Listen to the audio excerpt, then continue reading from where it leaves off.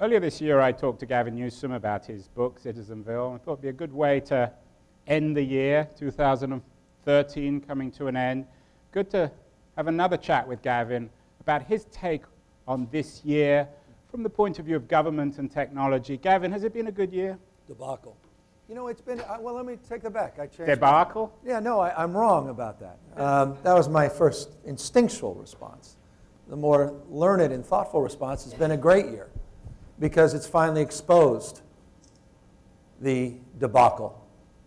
And that's been a very healthy thing. So what is the debacle? Well, I think the biggest surprise to me is how surprised everybody seems to be around the Healthcare.gov problems. I mean, there's nothing particularly unique about the problem. In fact, quite the contrary. Standish Group, that's probably the most reliable research group in the country that analyzes large-scale federal procurement for IT projects, came out with a report not too many months ago. It's a stunning report. You have to, you can't, you almost, don't take my word for it, look it up. Standish Group said they analyzed 1 decade's worth of large-scale federal IT projects. 94% of them failed.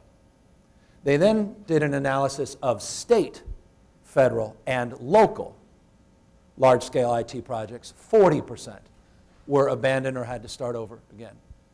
And just 5% were considered successful, meaning they were done on time and on budget. Just 5%. That's state, federal, and local.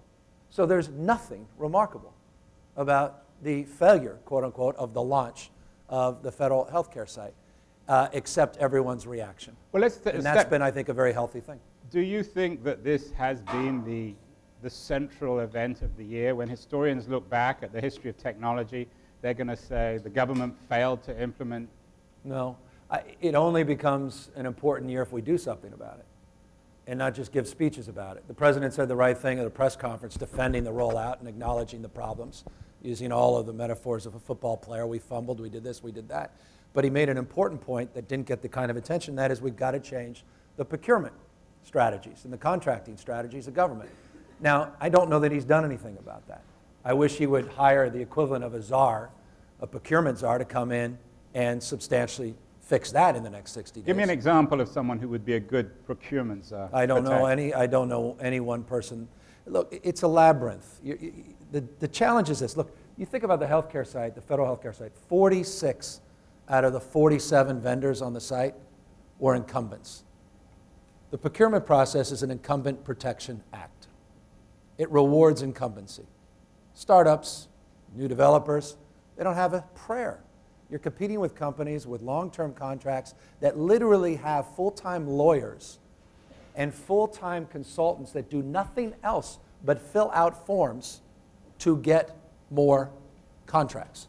How does a developer who has none of that, but with all the engineering capacity and all the unique skill set, compete with that? And as a consequence, you've got these very difficult regulations that are built into these procurement specs that are drafted by the incumbents, literally.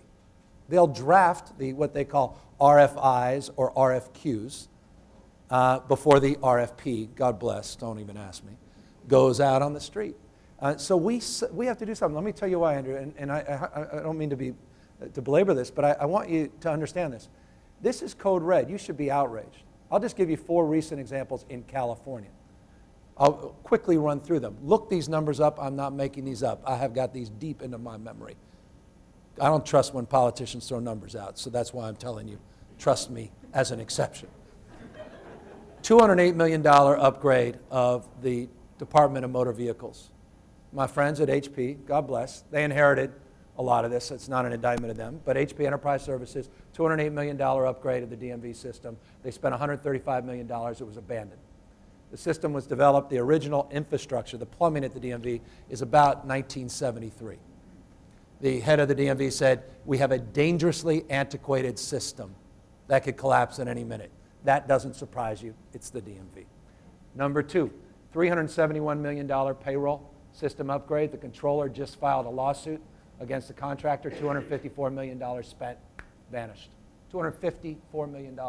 Nothing to show for it. That just happened.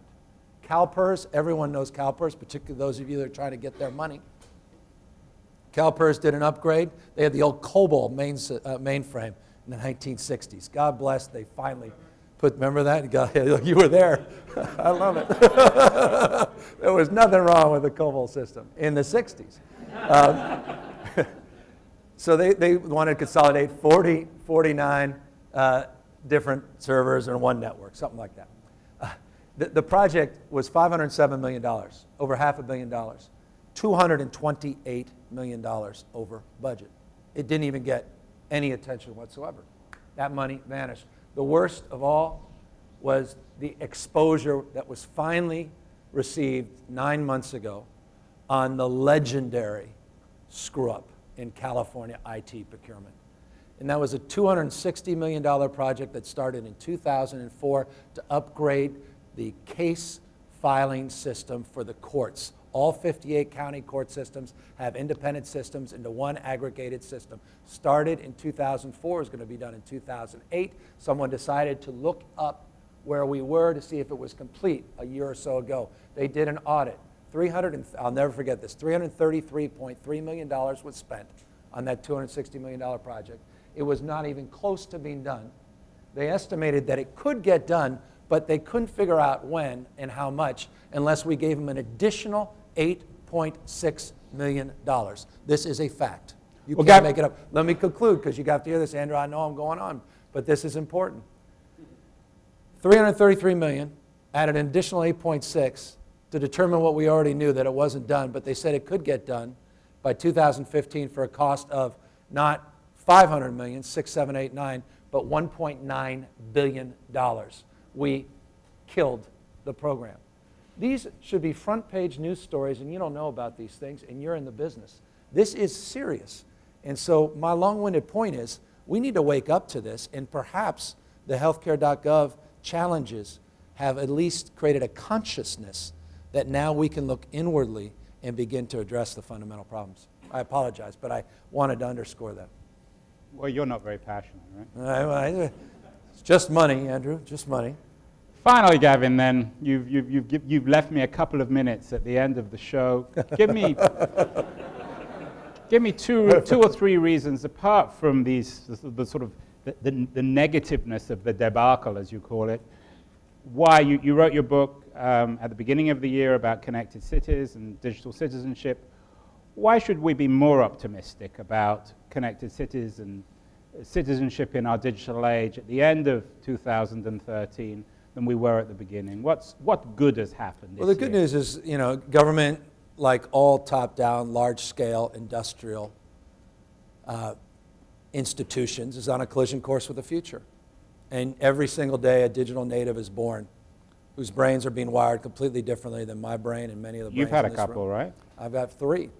And these folks can't be educated like I was educated, like you were educated, and they sure as heck aren't going to stand in line at the Palo Alto DMV filling out forms in triplicate. Not in a world where they're in line choosing their next pair of sneakers and customizing them with their initials in real time. So the point I'm saying is that there's a whole generation that's going to demand and expect something radically different, and they're going to get it. And government's going to get run over unless we open ourselves up to the contours of these foundational changes that are occurring all around us. In a hyper-connected world where radical openness is a new operating system, these top-down, opaque, hierarchical, institutional infrastructure that we have in government is no longer relevant, and it's collapsing around us, and that's a very healthy thing. So your advice to people in 2014 would be to breathe. Yeah, well, you don't have to just breathe, but at least pay attention to the world we're living in. And in government, we don't pay attention to that world. We don't wake up every day asking and answering and question, what world are we living in? And if we don't, we're not going to do very well in the future. And I think that's hopefully the big wake-up call. Look, the book, Andrew, we talked about this 6, 9 months ago. The whole book was taking politics from a world of promises to a world of participation. And my fundamental predicate of the book is that we use technology fairly well to get elected. We use it absolutely deplorably to govern. And I think, again, that's been highlighted this year in ways I couldn't even have dreamt of in the context of that book. And I think that's fundamentally beginning to change. There's a new dialogue. Well, Gavin Newsom, as always, real honor and pleasure to have you on TechCrunch TV, and I hope I'll get you again at the end of 2014. I hope you will have bred some more next year. And, I'm done. And there will be no more debacles in 2014. Thank you so much. Thanks, Andrew. I appreciate it. Thank you.